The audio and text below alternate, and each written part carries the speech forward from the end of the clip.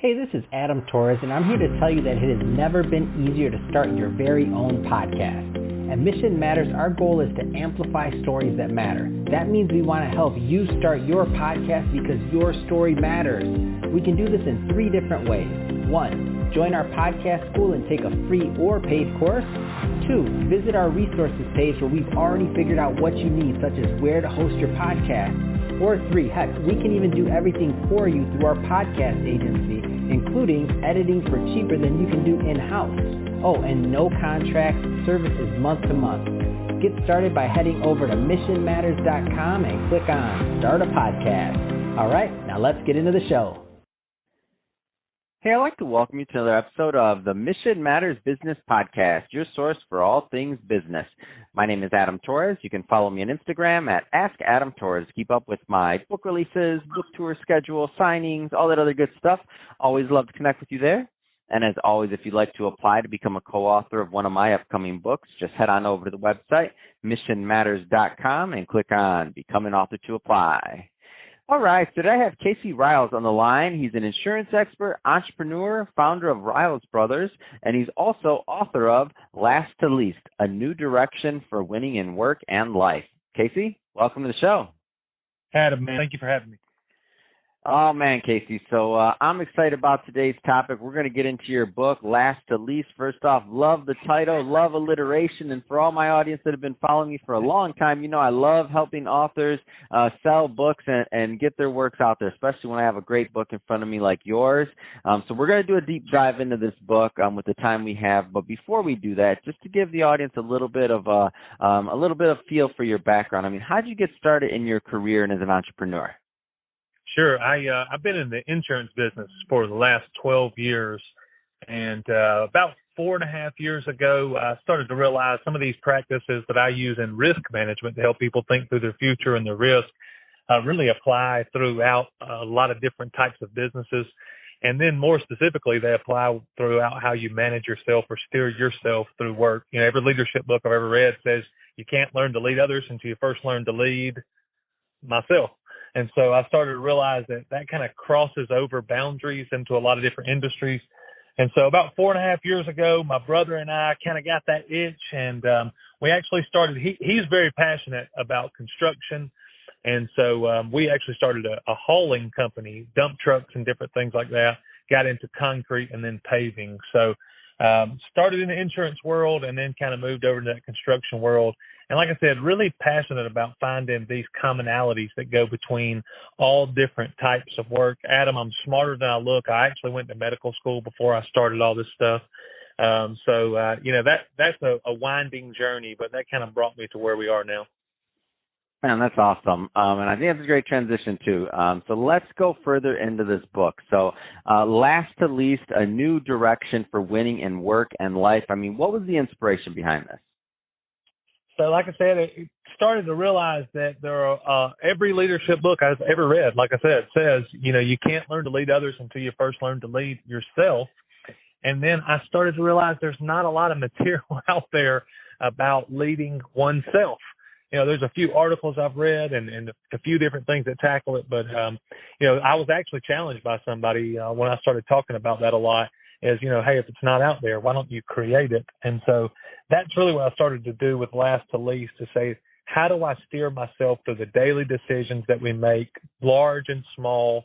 And what a lot of people will do, they'll say, you know, it's my career. I need to change my career when they feel disappointed or disillusioned with their work. I must need to change my career. I must need to change my industry.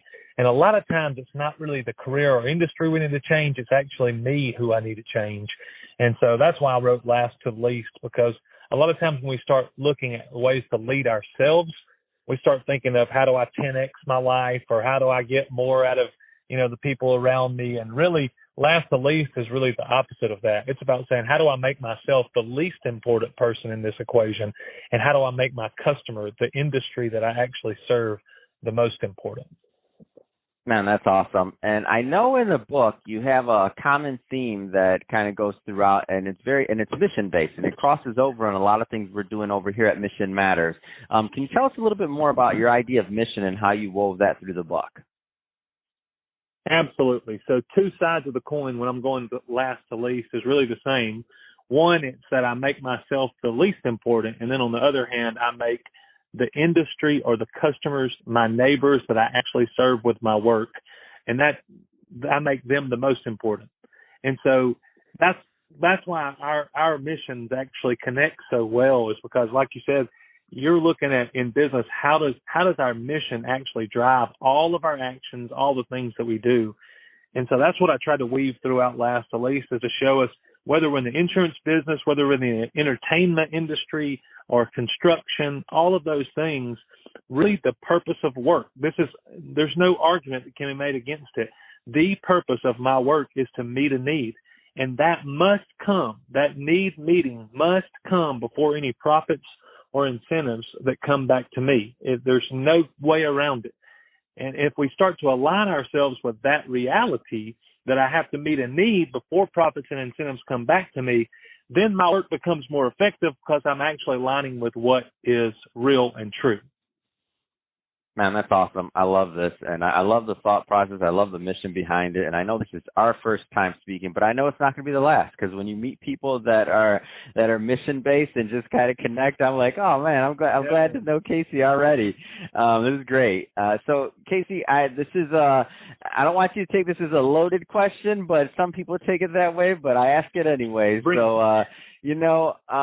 And I'm not asking you to choose between your babies or your kids or anything like that, but I do want to the reason I ask this question is I want the audience to know a story or something like specific from the book, so that they have a feel for the, for the content overall and the way it's written. So can you share with us just a story or a moment in the book that just sticks out in your mind as one of those that is just representative of the overall content, just because people know, because I really do want them to go check that out, but I just find it's easier when we put a little bit of meat on it. Give us a story from there or something. Absolutely, man. One of the things I kind of interact with is Barry Schwartz's work. He has a very famous TED Talk and a couple very famous books. One of the books he wrote is Why We Work. And, of course, right again, in line with what we're talking about with mission, the purpose behind the things that we do. And he kind of drew on Amy Rosinski's research. And what she did some work with janitors in a hospital in the Midwest.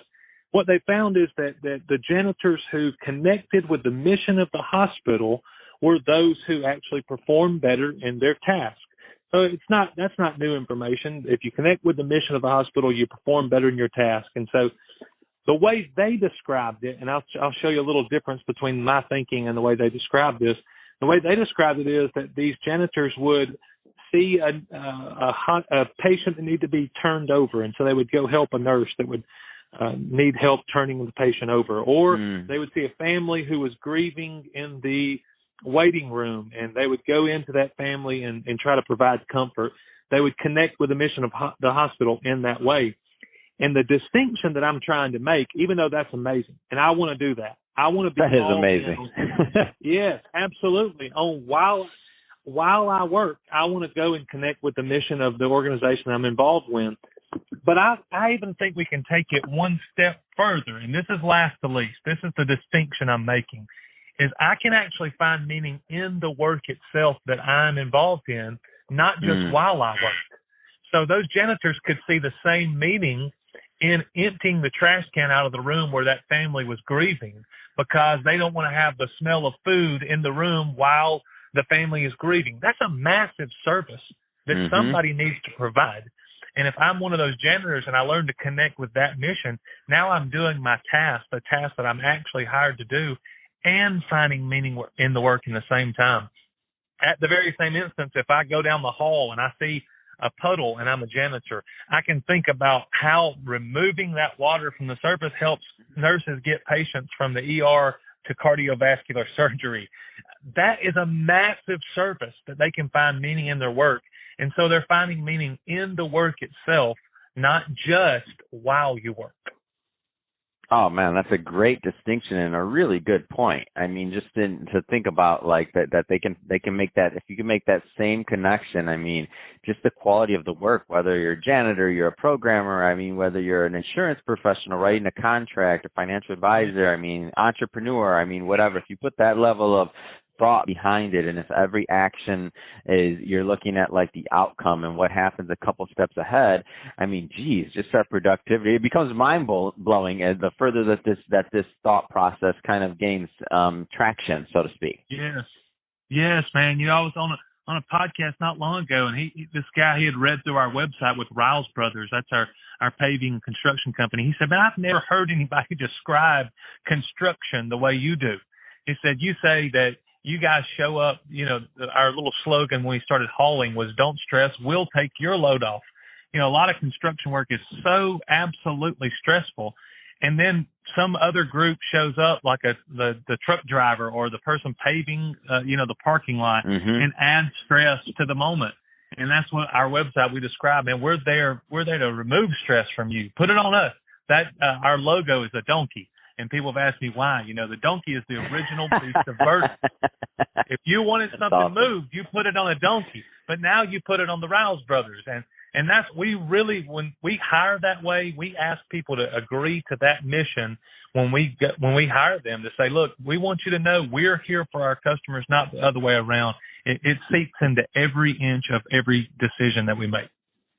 Man, I love this. It's a great story. It's a great book. So that being said, Casey, I could talk to you about this all day long, but we're about out of time on this episode. Sure. So if somebody is listening to this and they want to learn more about your book, Last to Least, A New Direction for Winning in Work and Life, what's the best way for them to do that and to connect with your brand overall?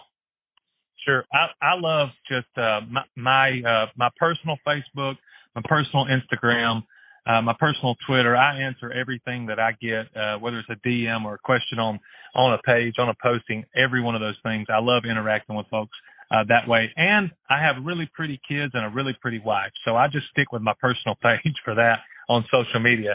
But then also the website is last2lease.com. So you can connect with me. J. Casey Ryals is all of my accounts, whether it's Facebook or Instagram, Twitter. And then last2lease.com is where you can pre-order the book that's going to be coming out very soon. And then at the same time, just kind of connect with what's going on in my life at last2lease.com. Oh, that's awesome, man. And I'm looking at your Twitter right now, and I just gave you a follow. Everybody listening, go do the same thing, at JKC Ryals. It comes up really easy, and he's definitely walking the walk. The first thing his Twitter says is, I think too much, so my clients don't have to. So he is not joking when he says he's putting a weight on his shoulders. So, Casey, really appreciate you coming on the show today. It's been a pleasure connecting with you and your mission, and I look forward to keeping the conversation going. And to the audience, as always, thank you for tuning in. Hope you got a lot of value out of this. If you did, don't forget to subscribe to the podcast, leave me a review on the Apple iTunes Store, and if you're watching this on our YouTube channel, Mission Matters Business, definitely give us a subscribe there, but also leave us some comments on the video. We'd love to know what kind of projects you're working on. And Casey, thanks again for coming on the show. It's been a pleasure. Brother, thank you so much, Adam.